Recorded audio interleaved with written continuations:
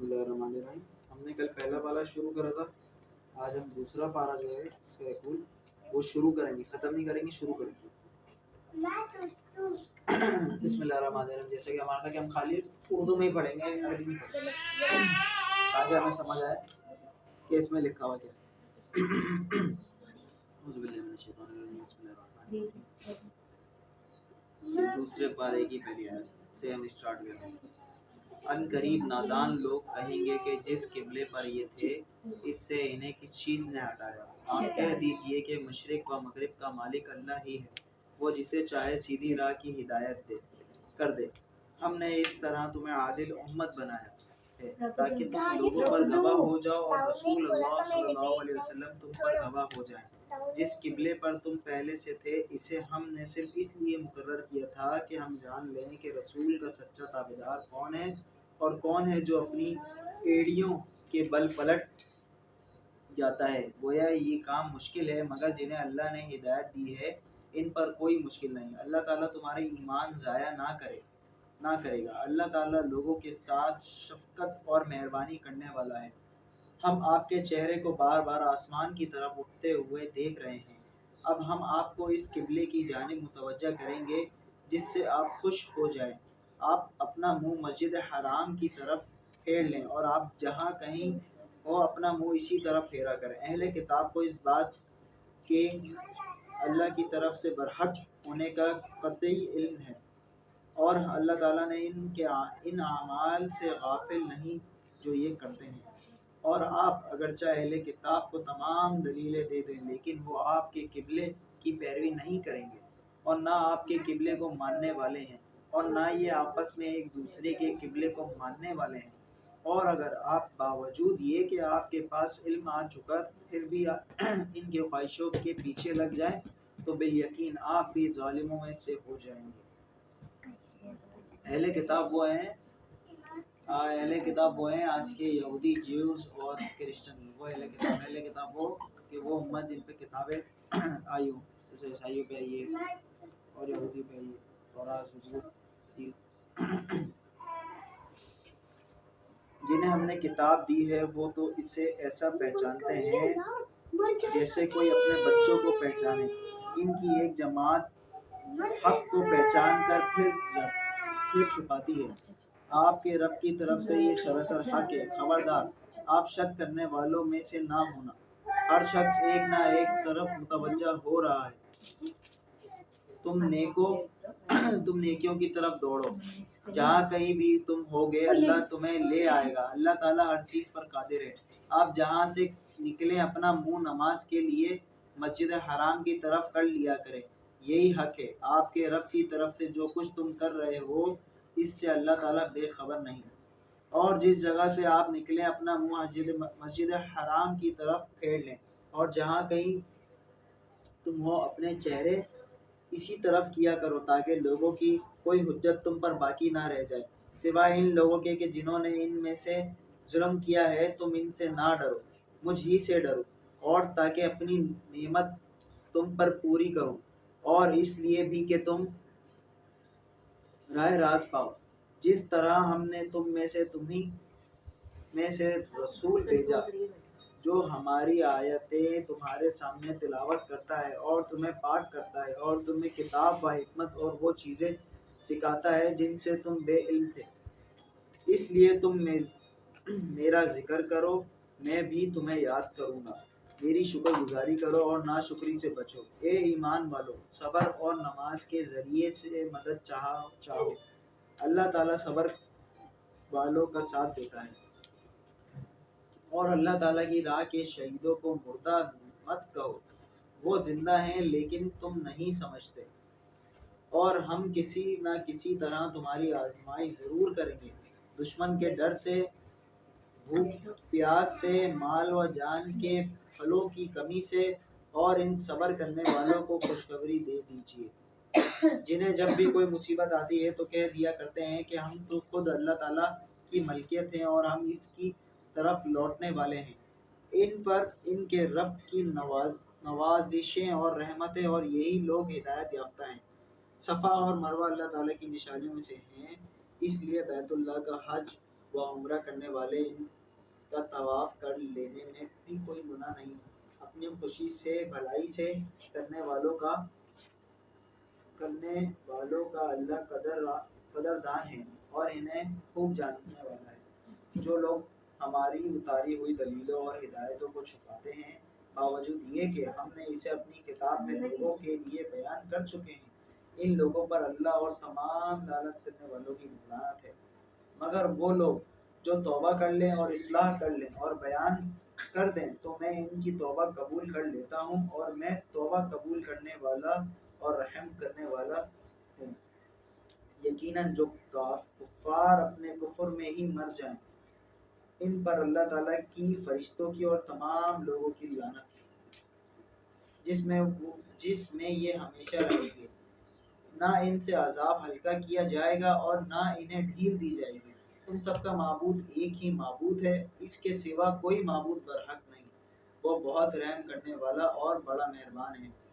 آسمانوں اور زمین کی پیدائش، رات دن کا ہیر پھیر، کشتیوں کا لوگوں کو نفع دینے والی چیزوں کو لیے ہوئے سمندروں میں چلنا، آسمان سے پانی اتار کر مردہ زمین کو زندہ کر دینا، اس میں ہر قسم کے جانوروں کو پھیلا دینا، ہواؤں کے رخ بدلنا اور بادل جو آسمان اور زمین کے درمیان مسخر ہیں، اس میں عقل مندوں کے لیے قدرت الہی کی نشانیاں ہیں۔ بعض لوگ ایسے بھی ہیں جو اللہ کے شریک اوروں کو ٹھہرا کر ان سے ایسی محبت رکھتے ہیں جیسی محبت اللہ سے ہونی چاہیے،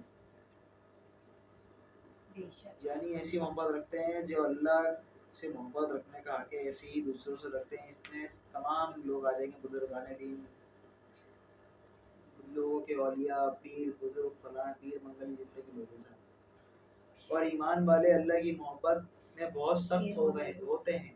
کاش کہ مشرک لوگ جانتے، جبکہ اللہ کے عذاب کو دیکھ کر جان لیں گے کہ تمام طاقت اللہ ہی کو ہے، اور اللہ تعالیٰ سخت عذاب دینے والا ہے، تو ہرگز شرک نہ کرتے۔ جس وقت پیشوا لوگ اپنے تابعداروں سے بیزار ہو جائیں گے اور عذاب کو اپنی آنکھوں سے دیکھ لیں گے، اور کل رشتے ناطے ٹوٹ جائیں گے، اور تابعدار لوگ کہنے لگیں گے کاش ہم دنیا کی طرف دوبارہ جائیں تو ہم بھی ان سے ایسے ہی بیزار ہو جائیں جیسے یہ ہم سے ہیں۔ اسی طرح اللہ تعالیٰ انہیں ان کے اعمال دکھائے گا، ان کو حسرت دلانے کو یہ ہرگز جہنم سے نہ نکلیں گے۔ لوگوں، زمین میں جتنی بھی حلال اور پاکیزہ چیزیں ہیں انہیں کھاؤ پیو اور شیطانی راہ پر نہ چلو، وہ تمہارا کھلا ہوا دشمن ہے، وہ تمہیں سے برائی اور بے حیائی کا اور اللہ تعالیٰ پر ان باتوں کے کہنے کا حکم دیتا ہے جن کا تمہیں علم نہیں، اور ان سے جب کبھی کہا جاتا ہے کہ اللہ تعالیٰ کی اتاری ہوئی کتاب کی تابعداری کرو تو جواب دیتے ہیں کہ ہم تو اسی طریقے کی پیروی کریں گے جس پر ہم نے اپنے باپ دادا کو پایا۔ گو ان کے باپ دادا بے عقل اور کم کردہ راہ ہوں۔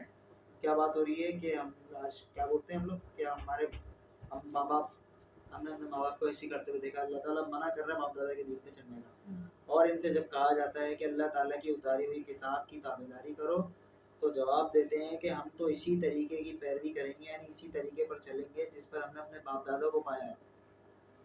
پھر آگے اللہ بولا گویا ان کے باپ دادا بے عقل اور کم کردہ راہ ہوں، یعنی کم غلط راہ پہ ہوں، بے عقل اور بے راہ پہ ہوں۔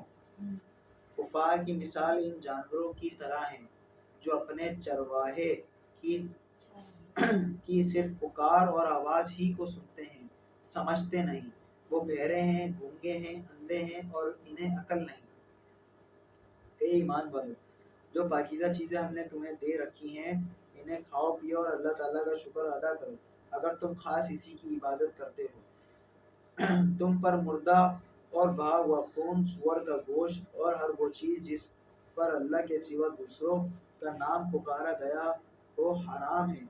پھر جو مجبور ہو جائے اور وہ حد سے بڑھنے والا اور زیادتی کرنے والا نہ ہو، اس پر ان کے کھانے میں کوئی گناہ نہیں، اللہ تعالیٰ بخشش کرنے والا اور مہربان ہے۔ بے شک جو لوگ اللہ تعالیٰ کی اتاری ہوئی کتاب چھپاتے ہیں اور اسے تھوڑی تھوڑی کسی قیمت پر بیچتے ہیں، یقیناً مانو کہ یہ اپنے پیٹ میں آگ بھر رہے ہیں۔ قیامت کے دن اللہ تعالیٰ ان سے بات بھی نہ کرے گا، نہ انہیں پاک کرے گا، بلکہ ان کے لیے دردناک عذاب ہے۔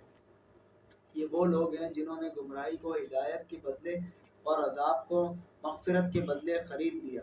یہ لوگ آگ کا عذاب کتنا برداشت کرنے والے ہیں۔ ان عذابوں کے باعث یہی ہے کہ اللہ تعالیٰ نے سچی کتاب اتاری اور اس کتاب میں اختلاف کرنے والے یقیناً دور کے خلاف ہیں۔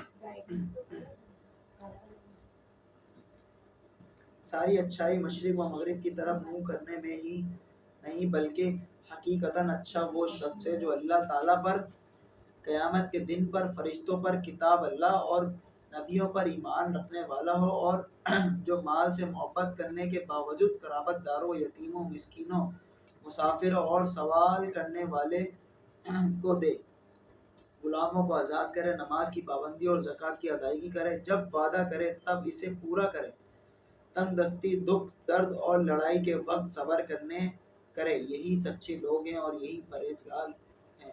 اے ایمان والو، تم پر مقتولوں کا قصاص لینا فرض کیا گیا ہے، آزاد کے بدلے، غلام کے بدلے، عورت کے بدلے، ہاں جس کسی کو اس کے بھائی کی طرف سے کچھ معافی دے دی جائے، اسے بھلائی کی اتباع کرنی چاہیے اور آسانی کے ساتھ دید ادا کرنی چاہیے۔ تمہارے رب کی طرف سے یہ تخفیف اور رحمت ہے، اس کے بعد بھی جو سرکشی کرے اسے دردناک عذاب ہوگا۔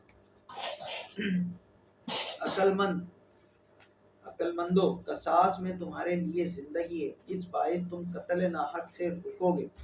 تم پر فرض کر دیا گیا ہے کہ جب تم میں سے کوئی مرنے لگے اور مال چھوڑ جاتا ہو تو اپنے ماں باپ اور قرابت داروں کے لیے اچھائی کے ساتھ وصیت کر جائے، پرہیزگاروں پر یہ حق اور ثابت ہے۔ اب جو شخص اسے سننے کے بعد بدل دے، اس کا گناہ بدلنے والے پر ہی ہوگا، واقعی اللہ سننے والا اور جاننے والا ہے۔ ہاں جو شخص وصیت کرنے والے کی جانبداری یا گناہ کی وصیت کر دینے سے ڈرے، بس وہ ان میں آپس میں اصلاح کرا دے تو اس پر گناہ نہیں، اللہ تعالیٰ بخشنے والا مہربان ہے۔ یہ ایمان والو، تم پر روزے رکھنا فرض کیا گیا ہے جس طرح تم سے پہلے لوگوں پر فرض کیے گئے تھے، تاکہ تم تقوی اختیار کرو۔ گنتی کے چند ہی دن ہیں، لیکن تم میں سے جو شخص بیمار ہو یا سفر میں ہو تو وہ اور دنوں میں گنتی کو پورا کر لے، اور اس کی طاقت رکھنے والے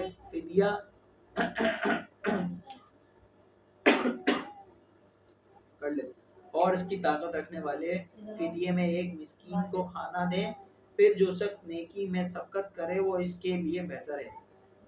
لیکن تمہارے حق میں بہتر کام روزے رکھنا ہی ہے اگر تم با علم ہو۔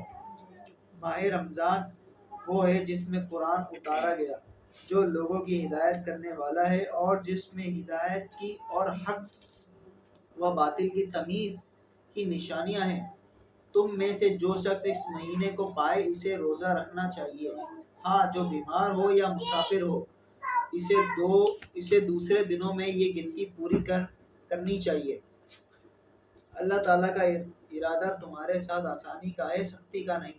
وہ چاہتا ہے کہ تم گنتی پوری کر لو اور اللہ تعالیٰ کی دی ہوئی ہدایت پر اس کی بڑائیاں بیان کرو اور اس کا شکر کرو۔ جب میرے بندے میرے بارے میں آپ سے سوال کریں تو آپ کہہ دیں کہ میں بہت ہی قریب ہوں، ہر پکارنے والے کی پکار کو جب کبھی وہ پکارے قبول کرتا ہوں۔ اس لیے لوگوں کو بھی چاہیے کہ وہ میری بات مان لیا کریں اور مجھ پر ایمان رکھیں، یہی ان کی بھلائی کا باعث ہے۔ روزے کی راتوں میں اپنی بیویوں سے ملنا تمہارے لیے حلال کیا گیا ہے، وہ تمہارا لباس ہے اور تم ان کے لباس ہو۔ تمہاری پوشیدہ خیانتوں کا اللہ تعالیٰ کو علم ہے۔ اس نے تمہاری توبہ قبول فرما کر تم سے درگزر فرما لیا۔ اب تمہیں ان سے مباشرت کی اور اللہ تعالیٰ کی لکھی ہوئی چیز کو تلاش کرنے کی اجازت ہے۔ تم کھاتے پیتے رہو یہاں تک کہ صبح کا سفید دھاگا سیاہ دھاگے سے ظاہر ہو جائے، پھر رات تک روزے کو پورا کرو اور عورتوں سے اس وقت مباشرت نہ کرو جب تم مسجدوں میں اعتکاف میں ہو۔ یہ اللہ تعالیٰ کی حدود ہیں، تم ان کے قریب بھی نہ جاؤ۔ اسی طرح اللہ تعالیٰ اپنی آیتیں لوگوں کے لیے بیان فرماتا ہے تاکہ وہ بچیں، اور ایک دوسرے کا مال نہ حق نہ کھایا کرو، نہ حاکموں کو رشوت پہنچا کر کسی کا کچھ مال ظلم و ستم سے اپنا کر لیا کرو، حالانکہ تم جانتے ہو لوگ اب آپ سے چاند کے بارے میں سوال کرتے ہیں، آپ کہہ دیجیے کہ یہ لوگوں کی عبادت کی وقتوں اور حج کے موسم کے لیے احرام کی حالت میں اور گھروں کے پیچھے سے تمہارا آنا کچھ نیکی نہیں بلکہ نیکی والا وہ ہے جو متقی ہو، اور گھروں میں تو دروازوں میں سے آیا کرو اور اللہ تعالیٰ سے ڈرتے رہو تاکہ تم کامیاب ہو جاؤ۔ لڑو اللہ کی راہ میں ان سے جو تم سے لڑتے ہیں، اور زیادتی نہ کرو، اللہ تعالیٰ زیادتی کرنے والوں کو پسند نہیں فرماتا۔ انہیں مارو جہاں بھی پاؤ اور انہیں نکالو جہاں سے انہوں نے تمہیں نکالا ہے، اور سنو، فتنہ قتل سے زیادہ سخت ہے اور مسجد حرام کے پاس ان سے لڑائی نہ کرو جب تک کہ یہ خود تم سے نہ لڑے، اگر یہ تم سے لڑے تو تم بھی انہیں مارو، کافروں کا بدلہ یہی ہے، اگر یہ باز آ جائیں تو اللہ تعالیٰ بخشنے والا مہربان ہے۔ ان سے لڑو جب تک کہ فتنہ نہ مٹ جائے اور اللہ تعالیٰ کا دین غالب نہ آ جائے، اگر یہ رک جائیں تو تم بھی رک جاؤ، زیادتی تو صرف ظالموں ہی پر ہے۔ حرمت والے مہینے حرمت والے مہینوں کے بدلے ہیں، اور حرمتیں عدل بدلے کی ہیں، جو تم پر زیادتی کرے تم بھی اس پر اسی کے مثل زیادتی کرو جو تم پر کی ہے، اور اللہ تعالیٰ سے ڈرتے رہا کرو، اور جان رکھو کہ اللہ تعالیٰ پرہیزگاروں کے ساتھ ہے۔ اللہ تعالیٰ کی راہ میں خرچ کرو اور اپنے ہاتھوں ہلاکت میں نہ پڑو، اور سلوک و احسان کرو، اللہ تعالیٰ احسان کرنے والوں کا دوست رکھتا ہے۔ حج اور عمرے کو اللہ تعالیٰ کے لیے پورا کرو، ہاں اگر تم روک لیے جاؤ تو قربانی میسر ہو اسے کر ڈالو، اور اپنے سر نہ منڈواؤ جب تک کہ قربان گاہ تک نہ پہنچ جائے، البتہ تم میں سے جو بیمار ہو یا اس کے سر میں کوئی تکلیف ہو جس وجہ سے سر منڈوا لے تو اس پر فدیہ ہے، خواہ روزے رکھ لے، خواہ صدقہ دے دے، خواہ قربانی کرے، بس جب تم امن کی حالت میں ہو جاؤ تو جو شخص عمرے سے لے کر حج تک تمتع کرے اس پر بس اسے جو قربانی میسر ہو اسے کر ڈالے، جسے طاقت ہی نہ ہو وہ 3 روزے تو حج کے دنوں میں رکھ لے اور 7 واپسی میں، یہ پورے 10 ہو گئے۔ یہ حکم ہے ان کے لیے جو مسجد حرام کے رہنے والے نہ ہوں۔ لوگو اللہ سے ڈرتے رہو اور جان لو کہ اللہ تعالیٰ سخت عذاب والا ہے۔ حج کے مہینے مقرر ہیں، اس لیے جو شخص ان میں حج لازم کر لے وہ اپنی بیویوں سے میل ملاپ کرنے، گناہ کرنے اور لڑائی جھگڑے کرنے سے بچتا رہے۔ تم جو نیکی کرو گے اس سے اللہ تعالیٰ باخبر ہے، اور اپنے ساتھ سفر خرچ لے لیا کرو، سب سے بہتر توشہ اللہ تعالیٰ کا ڈر ہے، اور اے عقل مندو مجھ سے ڈرتے رہا کرو، تم پر اپنے رب کا فضل تلاش کرنے میں کوئی گناہ نہیں۔ جب تم عرفات سے لوٹو تو مشعر حرام کے پاس ذکر الہی کرو اور اس کا ذکر کرو جیسا کہ اس نے تمہیں ہدایت دی، حالانکہ تم اس سے پہلے راہ بھولے ہوئے تھے، پھر تم اس جگہ سے لوٹو جس جگہ سے سب لوگ لوٹتے ہیں، اور اللہ تعالیٰ سے بخشش کرتے رہو، یقیناً اللہ تعالیٰ بخشنے والا مہربان ہے۔ پھر جب تم ارکان حج ادا کر چکو تو اللہ تعالیٰ کا ذکر کرو جس طرح تم اپنے باپ داداؤں کا ذکر کیا کرتے تھے، بلکہ اس سے بھی زیادہ۔ بعض لوگ وہ بھی ہیں جو کہتے ہیں کہ ہمارے رب ہمیں دنیا میں دے، ایسے لوگوں کا آخرت میں کوئی حصہ نہیں، اور بعض لوگ وہ بھی ہیں جو کہتے ہیں کہ اے ہمارے رب ہمیں دنیا میں نیکی دے اور آخرت میں بھی بھلائی عطا فرما اور ہمیں عذاب جہنم سے نجات دے۔ یہ وہ لوگ ہیں جن کے لیے ان کے اعمال کا حصہ ہے، اور اللہ تعالیٰ جلد حساب لینے والا ہے۔ اور اللہ تعالیٰ کی یاد ان گنتی کے چند دنوں ایام تشریف میں کیا کرو، 2 دن کی جلدی کرنے والے 2 دن کی جلدی کرنے والے پر بھی کوئی گناہ نہیں، جو پیچھے رہ جائے اس پر بھی کوئی گناہ نہیں۔ یہ پرہیزگار کے لیے ہے، یہ پرہیزگار کے لیے ہے، اور اللہ تعالیٰ سے ڈرتے رہو اور جان رکھو کہ تم سب اسی کی طرف جمع کیے جاؤ گے۔ بعض لوگوں کی دنیاوی غرض کی باتیں آپ کو خوش کر دیتی ہیں اور وہ اپنے دل کی باتوں پر اللہ کو گواہ کرتا ہے، حالانکہ وہ دراصل وہ زبردست جھگڑالو ہے۔ جب وہ لوٹ کر جاتا ہے تو زمین میں فساد پھیلانے کی اور کھیتی اور نسل کی بربادی کی کوشش کرنے میں لگا رہتا ہے، اور اللہ تعالیٰ فساد کو ناپسند کرتا ہے۔ اور جب اس سے کہا جاتا ہے کہ اللہ سے ڈرو تو تکبر اور تعصب سے اپنا اسے گناہ پر آمادہ کر دیتا ہے۔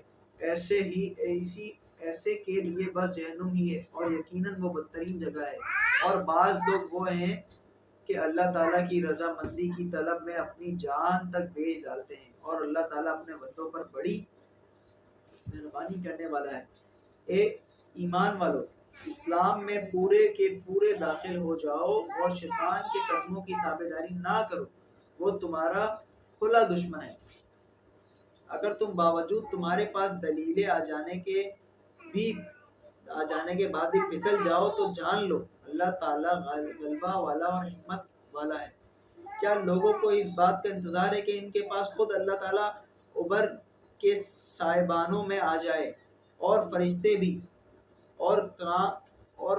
بھی اور کام انتہا تک پہنچا دیا جائے؟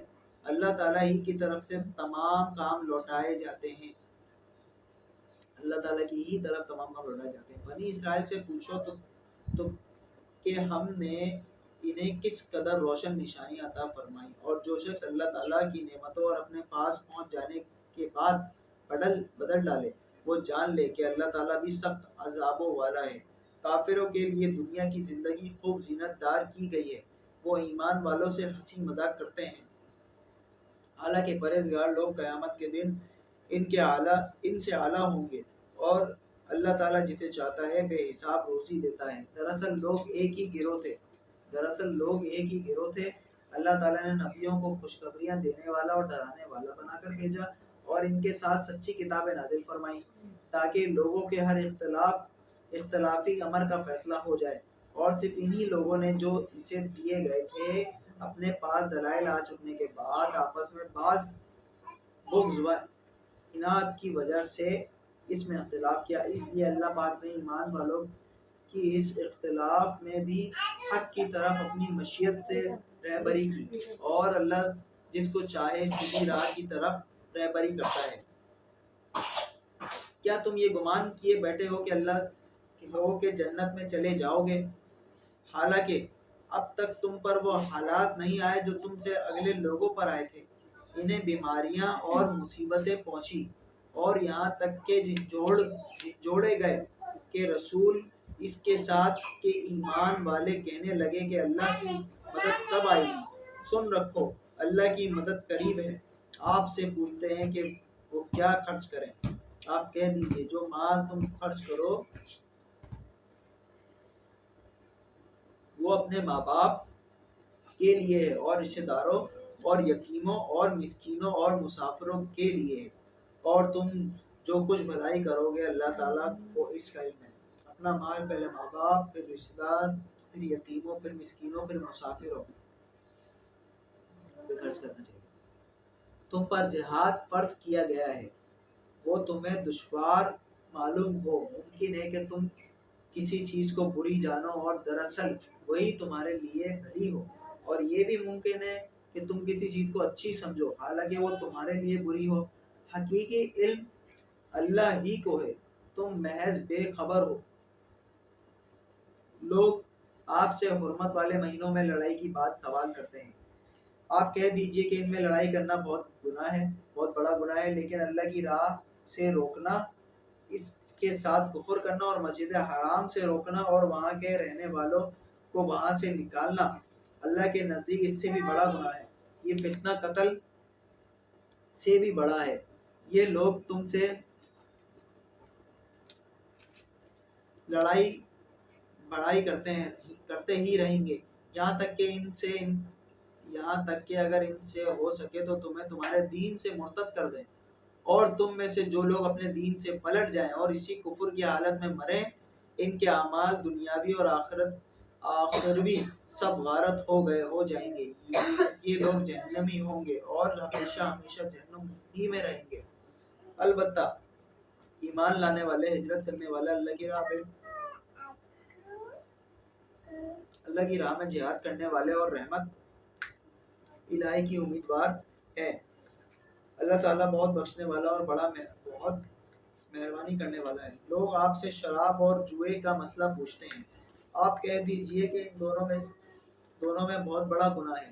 لوگوں کو اس سے دنیاوی فائدہ بھی ہوتا ہے، لیکن ان کا گناہ ان کے نفع سے بہت زیادہ ہے۔ آپ سے یہ بھی دریافت کرتے ہیں کہ کیا خرچ کریں، تو آپ کہہ دیجئے حاجت سے زائد چیز۔ اللہ تعالیٰ اسی طرح اپنے احکام صاف صاف تمہارے لیے بیان فرما رہا ہے تاکہ تم سوچ سمجھ سکو۔ امور دینی اور دنیاوی اور تجھ سے یتیموں کے بارے میں بھی سوال کرتے ہیں، آپ کہہ دیجئے کہ ان کی خیر خواہی بہتر ہے۔ تم اگر ان کے مال اپنے مال میں ملا بھی لو تو تمہارے لیے بھائی ہیں۔ بد نیتی اور نیک نیتی ہر ایک کو اللہ خوب جانتا ہے، اور اگر اللہ چاہتا تو تمہیں مشقت میں ڈال دیتا۔ یقیناً اللہ غلبے والا اور حکمت والا ہے۔ اور شرک کرنے والی عورتوں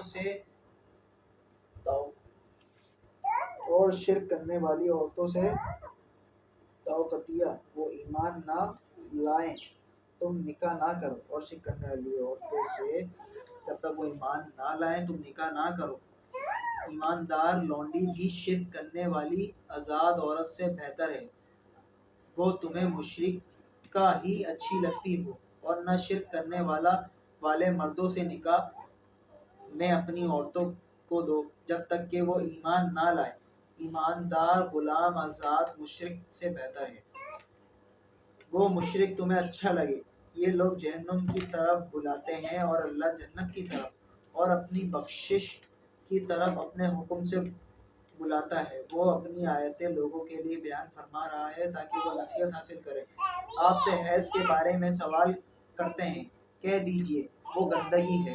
حالت حیض میں عورتوں سے الگ رہو، اور جب تک وہ پاک نہ ہو جائیں ان کے قریب نہ جاؤ۔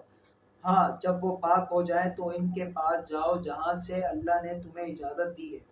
اللہ توبہ کرنے والا اور پاک رہنے والوں کو پسند فرماتا ہے۔ تمہاری بیویاں تمہاری کھیتیاں ہیں، اپنی کھیتیوں میں جس طرح چاہو آؤ، اور اپنے لیے نیک اعمال آگے بھیجو، اور اللہ تعالیٰ سے ڈرتے رہا کرو، اور جان رکھو کہ تم اس سے ملنے والے اور ایمان والوں کو خوشخبری سنا دیجیے۔ اور اللہ تعالیٰ کو اپنی قسموں کا اس طرح نشانہ نہ بناؤ کہ بھلائی اور پرہیزگاری اور لوگوں کے درمیان اصلاح کو چھوڑ بیٹھو، اور اللہ تعالیٰ سننے والا اور جاننے والا ہے۔ اچھا، ایک چیز نوٹ کرو کہ یہ جو ہر آیت کے اینڈ میں آتا ہے نا کہ اللہ تعالیٰ بڑا مہربان ہے، سننے والا ہے، اللہ تعالیٰ عذاب دینے والا ہے، اس کے پیچھے وجہ ہے کہ پیچھے بات کیا ہو رہی ہے، تو اس بات کے بعد اللہ تعالیٰ کی کون سی صفت آ رہی ہے۔ اللہ تعالیٰ تمہیں تمہاری ان قسموں پر نہ پکڑے گا جو پختہ نہ ہو۔ ہاں، اس کی پکڑ اس چیز پر ہے جو تمہارے دلوں میں فعل ہو۔ اللہ تعالیٰ بخشنے والا اور بردبار ہے۔ جو لوگ اپنی بیویوں سے تعلق نہ رکھنے کی قسم کھائیں، ان کے لیے 4 مہینے مدت ہے، پھر اگر وہ لوٹ آئیں تو اللہ تعالیٰ بھی بخشنے والا اور مہربان ہے۔ اور اگر طلاق ہی کا قصد کر لے تو اللہ تعالیٰ سننے والا جاننے والا ہے۔ طلاق والی عورتیں اپنے آپ کو 3 حیض تک روکے رکھیں، انہیں حلال نہیں کہ اللہ نے ان کے رحم میں جو پیدا کیا ہوا ہے اسے چھپائیں۔ اگر انہیں اللہ تعالیٰ پر اور قیامت کے دن پر ایمان ہو، ان کے خاوند اس مدت میں انہیں لوٹا لینے کے پورے حقدار ہیں اگر ان کا ارادہ اصلاح کا ہو۔ اور عورتوں کے بھی ویسے ہی حق ہیں جیسے ان مردوں کے ہیں، اچھائی کے ساتھ۔ ہاں، مردوں کو عورتوں پر فضیلت ہے، اللہ تعالیٰ غالب اور حکمت والا ہے۔ یہ طلاقیں 2 مرتبہ ہیں، پھر یا تو اچھائی سے روکنا یا عمدگی کے ساتھ چھوڑ دینا۔ یہ تمہیں حلال نہیں کہ تم انہیں جو دے دیا ہے اس میں سے کچھ بھی لو۔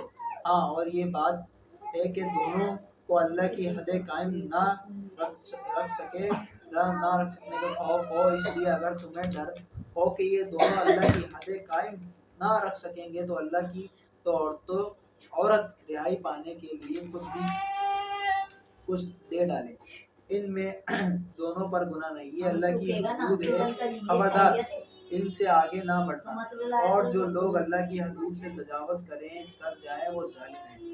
پھر اگر اس کو تیسری بار طلاق دے دے تو اب اس کے لیے حلال نہیں جب تک کہ وہ عورت اس کے سوا دوسرے سے نکاح نہ کرے، پھر اگر وہ بھی طلاق دے تو ان دونوں کے میل جول کر لینے میں کوئی گناہ نہیں، بشرط یہ کہ جان لے کہ اللہ کی حدود کو قائم رکھ سکیں گے، یہ اللہ تعالیٰ کی حدود ہے جنہیں وہ جاننے والوں کے لیے بیان فرما رہا ہے۔ جب تم عورتوں کو طلاق دے دو تو وہ اپنی عدت ختم کرنے پر آئے تو اب انہیں اچھی طرح بساؤ یا بھلائی کے ساتھ الگ کر دو، اور انہیں تکلیف پہنچانے کے غرض سے ظلم و زیادتی کے لیے نہ رکھو، جو شخص ایسا کرے اس نے اپنی جان پر ظلم کیا۔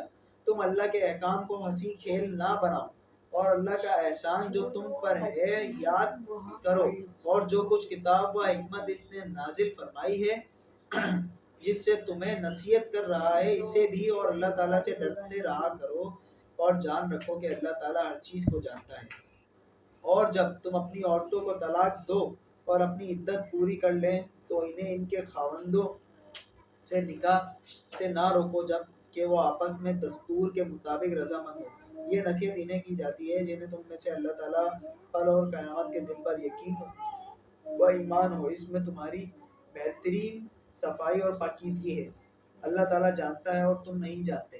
مائیں اپنی اولاد کو 2 سال کامل دودھ پلائیں جن کا ارادہ دودھ پلانے کی مدت بالکل پوری کرنے کا ہو، اور جن کے بچے ہیں ان کی ذمہ ان کی روٹی کپڑا ہے، اور مطابق دستور کے رکھو۔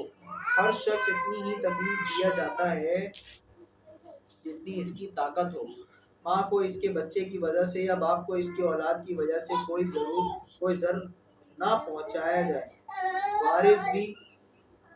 وارث پر بھی اسی جیسی ذمہ داری ہے۔ پھر اگر دونوں یعنی ماں باپ اپنی رضامندی اور باہمی مشورے سے دودھ چھڑوانا چاہیں تو دونوں پر کچھ گناہ نہیں ہے، اور اگر تمہارے ارادہ اپنی اولاد کو دودھ پلوانے کا ہو تو بھی تم پر کوئی گناہ نہیں جب کہ تم ان کے مطابق دستور کے جو دینا ہو وہ ان کے حوالے کر دو۔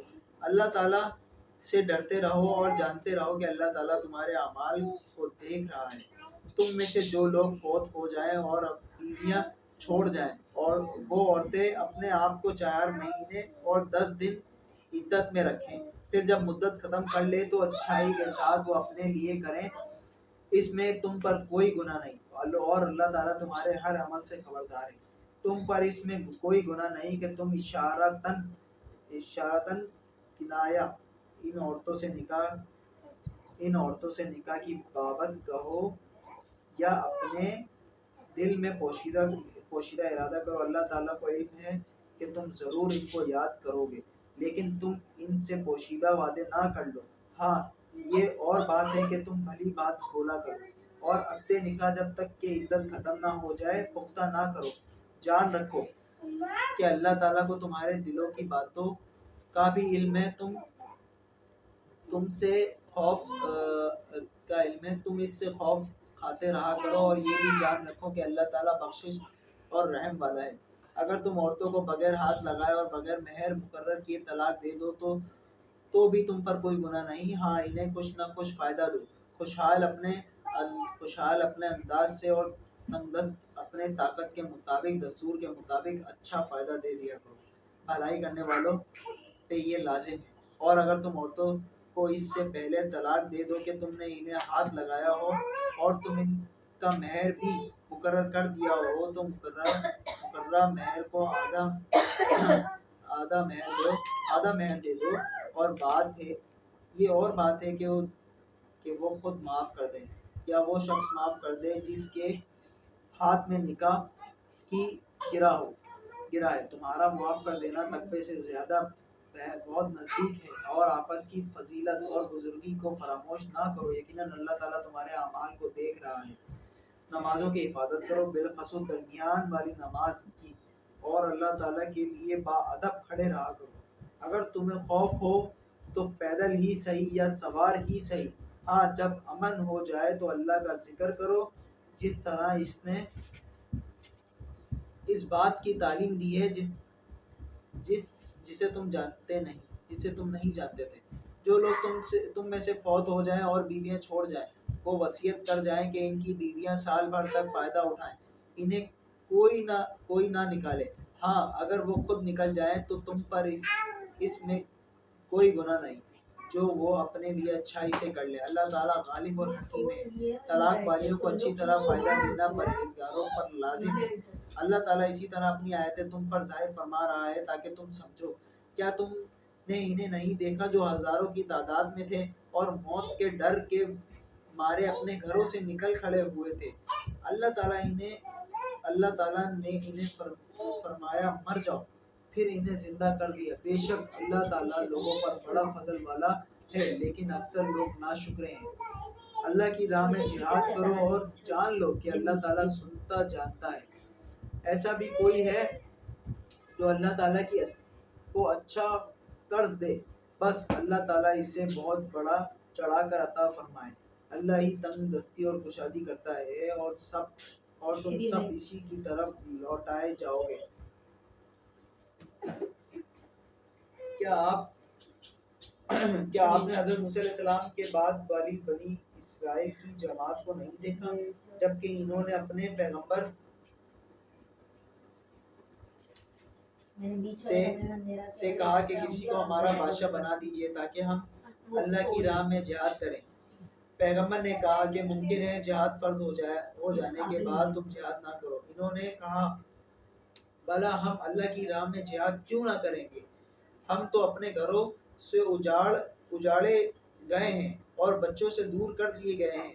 پھر جب ان پر جہاد فرض ہوا تو سوائے تھوڑے سے لوگوں کے سب پھر گئے، اور اللہ تعالیٰ ظالموں کو خوب جانتا ہے۔ اور انہیں ان کی نبی نے فرمایا کہ اللہ تعالیٰ نے طالوت کو تمہارا بادشاہ بنا دیا ہے، تو کہنے لگے بھلا اس کی ہم پر حکومت کیسے ہو سکتی ہے؟ اس سے بہت زیادہ حقدار بادشاہت کے ہم ہیں، اس کو تو مالی کشادگی بھی نہیں دی گئی۔ نبی نے فرمایا سنو، اللہ تعالیٰ نے اس کو تم پر برگزیدہ کیا ہے اور اسے علمی اور جسمانی برتری بھی عطا فرمائی ہے۔ بات یہ ہے کہ اللہ جسے چاہتا ہے اپنا ملک دے۔ اللہ تعالیٰ کشادگی والا اور علم والا ہے۔ ان کے نبی نے انہیں پھر کہا کہ اس کی بادشاہت کی ظاہری نشانی یہ ہے کہ تمہارے پاس وہ صندوق آ جائے گا جس میں تمہارے رب کی طرف سے دل جمی ہے اور آل موسیٰ اور آل ہارون کا بقیہ ترکہ ہے۔ فرشتے اسے اٹھا کر لائیں گے۔ یقیناً یہ تو تمہارے لیے کھلی دلیل ہے کہ اگر تم ایمان والے ہو۔ جب حضرت طالوت لشکروں کو لے کر نکلے تو کہا سنو، اللہ تعالیٰ تمہیں ایک نہر سے آزمانے والا ہے، جس نے اس میں سے پانی پی لیا وہ میرا نہیں، اور جو اسے نہ چکے وہ میرا ہے۔ ہاں یہ اور بات ہے کہ اپنے ہاتھ سے ایک چلو بھر لے، لیکن سوائے چند کے باقی سب نے وہ پانی پی لیا۔ حضرت طالوت مومنین سمیت جب نہر سے گزر گئے تو وہ لوگ کہنے لگے آج تو ہمیں طاقت نہیں کہ جالوت اور اس کے لشکروں سے لڑیں۔ لیکن اللہ تعالیٰ کی ملاقات پر یقین رکھنے والوں نے کہا بسا اوقات چھوٹی اور تھوڑی سی جماعتیں بڑی اور بہت سی جماعتوں پر اللہ کے حکم سے غلبہ پا لیتی ہیں۔ اللہ تعالیٰ صبر والوں کے ساتھ ہے۔ جب ان کا جالوت اور اس کے لشکر سے مقابلہ ہوا تو انہوں نے دعا مانگی اے پروردگار ہمیں صبر دے، ثابت قدمی دے اور قوم کفار پر ہماری مدد فرما۔ چنانچہ اللہ تعالیٰ کے حکم سے انہوں نے جالوتیوں کو شکست دے دی اور حضرت داؤد علیہ السلام کے ہاتھوں جالوت قتل ہوئے، اور اللہ تعالیٰ نے داؤد علیہ السلام کو مملکت و حکمت اور جتنا کچھ چاہا علم بھی عطا فرمایا۔ اگر اللہ تعالیٰ بعض لوگوں کو بعض سے دفع نہ کرتا تو زمین میں فساد پھیل جاتا، لیکن اللہ تعالیٰ دنیا والوں پر بڑا فضل و کرم کرنے والا ہے۔ یہ اللہ تعالیٰ کی آیتیں ہیں جنہیں ہم حقانیت کے ساتھ آپ پر پڑھتے ہیں، بالیقین آپ رسولوں میں سے ہیں۔ ہمارا دوسرا پارہ کمپلیٹ ہوا، تیسرا انشاءاللہ۔ ماشاءاللہ۔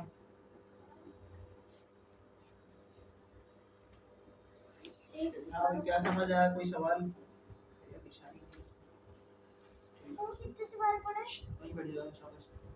سوال ہمیں کیا سنا؟ کمانڈو کیا سنا؟ دوسرے سپارے میں ہمیں اللہ تعالیٰ نے یہ ہدایت دی ہے کہ صبر اور تحمل سے کام لیا جائے۔ صبر جتنا کرو گے اتنا اچھا ہے۔ سوال کیا پوچھنا ہے؟ ارے سمجھ آیا؟ کیا سوال ہے؟ سوال یہ کہ آپ سنیں۔ بتاؤ۔ سوال میرا کچھ نہیں ہے کیونکہ مجھے سمجھ آ گیا ہے دوسرا سپارہ الحمدللہ، اور سوال کچھ ہے نہیں، سوال یہی ہے کہ ہم نے دوسرے پارے میں کیا سیکھا اس کو کچھ سمجھ نہیں آتا، اس کے دماغ میں کوئی سوال نہیں ہے کہ تھوڑا پانی کیوں پینے کی اجازت ملی اور کیوں زیادہ کیوں نہیں لینے کی اجازت ملی؟ سوال یہ ہے۔ آزمائش تھی نا، لوگوں کو چیک کرنا کہ ایمان والے، یقین کرنے والے اور اوپر جانے والوں کی پیش چھانٹی ہو جائے گا۔ وہ ہو گئے، انہوں نے زیادہ پانی جو لیا وہ چھانٹی ہو گئے، اور جنہوں نے کم ایمان والے الگ ہو۔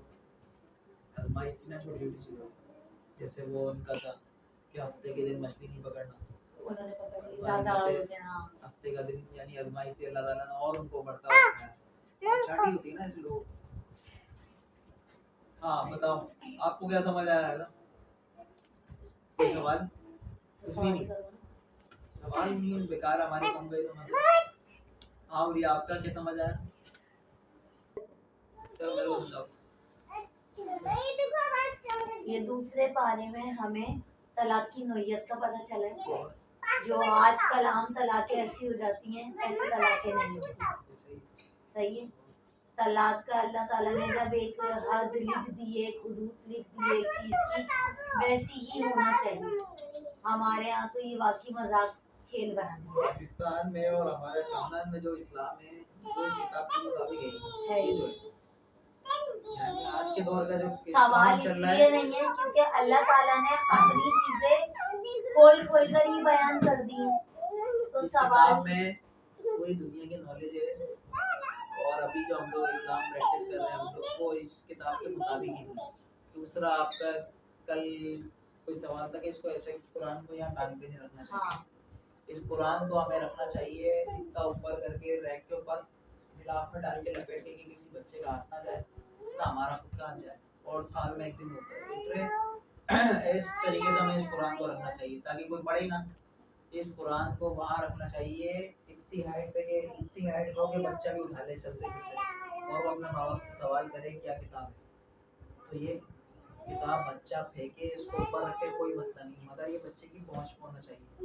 ہم لوگ رکھتے ہیں قرآن سب سے اوپر الماری کے اوپر ریک کے اوپر غلاف میں ڈال کے تاکہ غلطی سے بھی کوئی اتار نہ لے اس کو، اور کوئی پڑھ کے کوئی بچے کا ہاتھ تک نہ پہنچے، کوئی اتار کے پوچھ نہ لے کہ یہ کیا کتاب ہے، یہ کیوں ہے ہمارے گھر میں، کیونکہ وہ ہمارے ماں باپ، کیونکہ اس بچے کے ماں باپ جو اسلام پریکٹس کر رہے ہوتے ہیں اس کے مطابق تو ہوگا نہیں۔ وہ جب بچہ اس کتاب کو کھول لے گا تو ماں باپ کی 2 نمبری سامنے آ جائے گی، جب وہ پڑھ لے گا اس کتاب کو تو اپنے ماں باپ کی جو 2 نمبری ہوگی اس کے سامنے آ جائے گی کہ وہ جو اسلام پریکٹس کر رہا ہے اس کتاب کے مطابق تو ہے ہی نہیں، تو وہ جب ہی غلاف کے اندر ڈال کے اس کو لپیٹ لیے وہ سب سے گھر کے سب سے کونے پہ رکھے، کہتے ہیں بہت مقدس کتاب ہے، اس کتاب کو اچھے سے ہی پڑھ کے سنبھال کے بہت دودھ میں رکھ کے، یہ اتنی مقدس کتاب ہے کہ شادی بیاہ میں ناچ گانے کے بعد یہ کتاب سر کے اوپر سے گھر کے پاس سے لے کے جاتے ہیں، اتنی مقدس کتاب ہے کہ اس میں مٹی پڑی ہوتی، گھر کی کونے میں پڑی ہوتی، میت کے ٹائم پہ نہیں کرتی، یہ اتنی مقدس کتاب ہے کہ ہم نے آج تک اپنی زبان میں نہیں پڑھی۔ ہم لوگ ایسے جنگلی بے حس بے غیرت لوگ، ہم مسلمان تو ہی نہیں نا قرآن کے مطابق، ہم تو پاکستانی شناختی کارڈ والے مسلمان ہیں۔ یہ اس کے برکت ہے کہ یہ کتاب اتنی ہونی چاہیے کہ ہر بچہ اٹھا سکے، اور کہتے ہیں اس کتاب کا پڑھنے کا یہ طریقہ بھی نہیں ہے، بہت افضل کتاب ہے، ایسے بغیر اجازت کے پڑھی بھی نہیں جاتی۔ نے بتایا تو یہ اتنی افضل کتاب ہے کہ شادی بیاہ میں کس طریقے سے نکلتی ہے اس کا کتنا مذاق. اس کا اصل مذاق یہ ہے کہ اس کے اوپر مٹی میں چھوڑ دینا.